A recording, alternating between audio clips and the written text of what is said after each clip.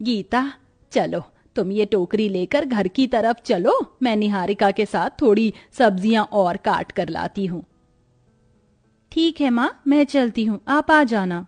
पुष्पा अपनी दोनों बेटियों के साथ खेतों में काम करके जैसे तैसे अपना घर चला रही थी। उसकी दोनों बेटियां खेतों में उसकी बहुत मदद करती थीं। उन्हीं के सहारे से वो सब्जियां बेचकर गुजारा किया करती थी। निहारिका, तुम घर का काम कर लो, मैं तुम्हारी बड़ी बहन गीता के साथ बाजार जा रही हूँ ये सारी सब्जियां लेकर। लेकिन माँ, घर के काम तो मैंने पहले ही कर दिए थे, क्यों ना मैं भी आपके साथ बाजार करूं? ठीक है बेटी, चलो।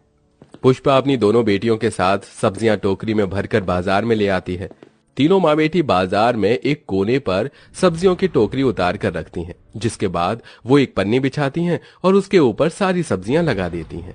सब्जी ले लो, सब्जी, हरी हरी सब्जी, सब्जी ले लो, सब्जी, हरी हरी सब्जी। गीता की आवाज लगाते ही वहां कुछ लोग आना शुरू कर देते हैं। अरे, भिंडी और तोरी कैसे दे रही हो? ज्यादा महंगे नहीं है बहन जी, बहुत सस्ते हैं, ले लो, सही दाम पर लगा दूंगी। भिंडी 100 रुपए किलो और तोरी 80 रुपए किलो। हे भगवान, इतना महंगा दे रही हो, इससे अच्छा तो मैं किसी बड़ी दुकान से ही खरीद लूंगी। पता नहीं तुम्हारी सब्जी कैसी है। नहीं बहन, ऐसा नहीं है, बहुत साफ सुथरी सब्जी है और साथ में अभी अभी फ्रेश तोड़ कर ला रही हूँ अपने खेत से। ललिता जैसे ही भिंडी और तोरई उठाकर देखती है, उसे सब्जियां ताजी ही लगती हैं। और कहीं पर लेने जाऊंगी तो ऐसी ताजी सब्जी तो नहीं मिलेगी, ऊपर से दाम भी बहुत ज्यादा लगाएंगे। वैसे ही बेचारी ज्यादा महंगी भी नहीं बेच रही है, सही खरीद लेती हूँ। इस तरह ललिता ऐसा सोचने के बाद पुष्पा से ही भिंडी खरीद लेती है। ऐसे ही पूरे बाजार में 1 से 2 ही ग्राहक आकर पुष्पा से सब्जियां खरीदते हैं। बाकी के सब बड़ी बड़ी दुकानों से ही खरीदते हैं। रात हो रही है और अभी तक हमारे पास और कोई नहीं आया। अब हम लोग क्या करें, इतनी सारी सब्जियां बच गई हैं। माँ, एक काम करते हैं, इन्हें वापस घर लेकर चलते हैं, कल सुबह सुबह यहाँ वापस आकर लगा देंगे। हाँ माँ, दीदी बिल्कुल सही कह रही है। अपनी दोनों बेटियों की बात सुनकर पुष्पा सब्जियां वापस टोकरी में भरकर घर वापस आ जाती है। घर आने के बाद जब वो खाना बनाने जाते हैं तो सिलेंडर की गैस खत्म हो जाती है। अब क्या करें, एक तो गर्मी इतनी है, चूल्हे पर खाना बनाया नहीं जाएगा, ऊपर से लकड़ियां भी नहीं है। यही कुछ पैसे कमाए थे आज, अब ये भी गैस लाने में खत्म हो जाएंगे। पुष्पा बहुत ज्यादा परेशान होती है, कुछ तो गर्मी के चलते, कुछ अपनी गरीबी के चलते। वो जो भी पैसे कमाती है उनसे वो सिलेंडर में गैस भरवा देती है, जिससे वो सब उस दिन खाना खाते हैं। एक तो गरीबी हमारा कभी पीछा नहीं छोड़ती, ऊपर से ये गर्मी भी हमारे पीछे पड़ गई है। देखो ना, कितनी रात हो गई और अभी तक लाइट नहीं आई। तभी पूरे गांव की लाइट आ जाती है, लेकिन उनके घर में लाइट नहीं आती। माँ देखो, गांव के सभी घर में लाइट जगमगा रही है, लेकिन हमारे घर में ही लाइट नहीं आ रही है। ऐसा क्यों हो रहा है माँ? तुम लोग तो जानते हो ना, तुम्हारी माँ कितनी गरीब है। गरीबी के चलते मैंने अभी तक मीटर भी नहीं लगवाया, शायद इसीलिए हमारी लाइट नहीं आ रही है। अब हमारे पास और कोई चारा नहीं है, तुम दोनों यहाँ लेट जाओ, मैं तुम्हारी हवा कर दूंगी। लेकिन माँ, थकी हुई तो आप भी हो, चलो आप भी सो जाओ। नहीं मेरी प्यारी बेटियों, मैं बिल्कुल ठीक हूँ, तुम दोनों आराम से सो जाओ।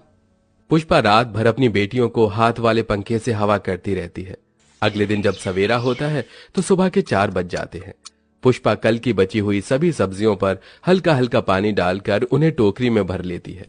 ये सब्जी बिल्कुल फ्रेश ही लगनी चाहिए ताकि लोग इन सब्जियों को खरीद सके। पुष्पा अपनी दोनों बेटियों को घर छोड़कर ही अकेले सब्जी बेचने पहुंच जाती है। वो पूरी दोपहरी गर्मी में धूप के नीचे बैठकर सब्जियां बेच रही होती है, जिससे उसे गर्मी में चक्कर भी आने लगते हैं। हे भगवान, कितनी गर्मी हो रही है। ये गर्मी तो कम होने का नाम ही नहीं ले रही। मुझे तो इस गर्मी में चक्कर भी आने लगे हैं। अभी एक काम करती हूँ, वापस घर लौट जाती हूँ, क्योंकि किसी को सब्जियां तो खरीदनी है नहीं। पुष्पा वापस टोकरी में सब्जी भरकर घर आ जाती है, जहां उसकी दोनों बेटियां कहती हैं, अरे माँ, आप अकेले ही चली गई थी, ये क्या? आपकी तो बहुत ज्यादा बुरी हालत हो रही है गर्मी से।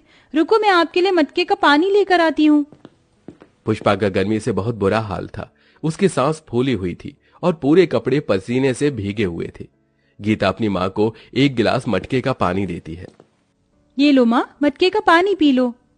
मटके का हल्का सा ठंडा पानी पीकर पुष्पा की थकावट थोड़ी सी कम होती है। मैं समझ सकती हूँ माँ, आपको हमारी कितनी चिंता होती है, लेकिन ऐसा भी नहीं है कि आपको अकेले ही काम करना पड़े। हम दोनों बहनें आपका साथ निभाने के लिए हमेशा आपके साथ हैं। कल से आप अकेले काम करने नहीं जाओगी, हम भी आपके साथ चलेंगे। ठीक है बेटी, जैसा तुम कहती हो वैसा ही होगा। पुष्पा ये कहने के बाद थोड़ी देर लेटकर आराम करने लगती है। गीता देखती है कि टोकरी की वो सब्जियां खराब होने वाली होती हैं, तो वो उन्हें काट कर बना लेती है ताकि उन सब्जियों को फेंकने की जरूरत न पड़े।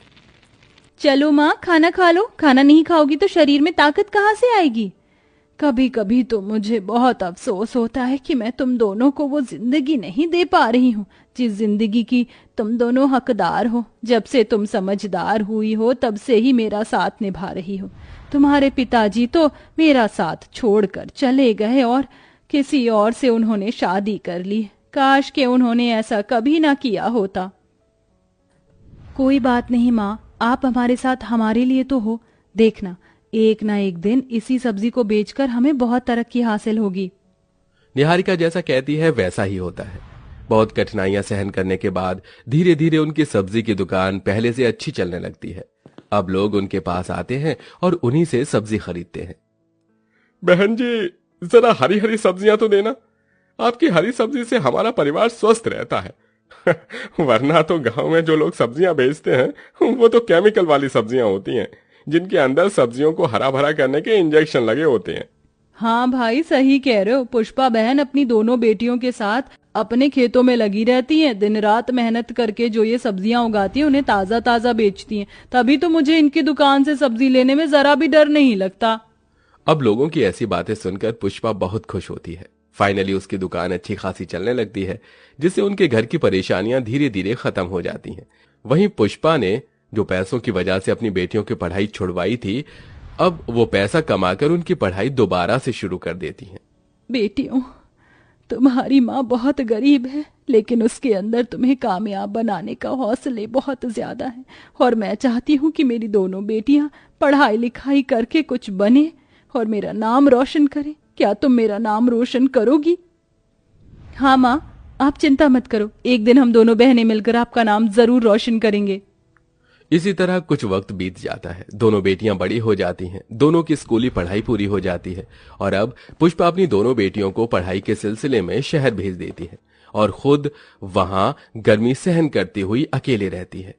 बेचारी पुष्पा हर दिन भरी गर्मी में सब्जियां बेचकर वापस घर की तरफ जा रही होती है, लेकिन ज्यादा गर्मी की वजह से उसे बहुत तेज चक्कर आते हैं और वो सड़क पर चक्कर खाकर गिर जाती है। उसकी टोकरी की सब्जियां भी इधर उधर बिखर जाती हैं। तभी वहां एक गाड़ी रुकती है जिसके अंदर से उसकी दोनों बेटियां निकलती हैं। माँ उठो ना, देखो हम वापस आ गए। ये क्या माँ, आपकी तो तबीयत बहुत ज्यादा खराब है। कोई पानी दो, जल्दी से कोई पानी दो। वहां खड़े इतने सारे लोगों में से एक व्यक्ति निहारिका को पानी देता है। निहारिका पानी की बूंदें अपनी माँ के मुंह पर छिड़कती है।